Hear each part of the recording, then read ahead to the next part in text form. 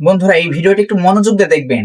একটি গাছ থেকে এই ছোট্ট একটি আমের ডাল কেটে নিয়ে কত সুন্দরভাবে দেখুন একটা কলাকে দুই খণ্ড করে, এবং ওই ছোট্ট আমের ডালটি সুন্দরভাবে একটু দাঁতলের মতো করে নিয়ে এই যে কলার যে অর্ধেকের মতো কত সুন্দরভাবে দেখুন একদম পুঁতে দিল।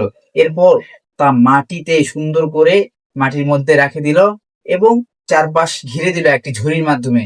15 দিন পর, ঠিক 15 দিন পরে সে আসে দেখে এই জায়গায় সুন্দর একটি আমের চারা তৈরি হয়ে গিয়েছে।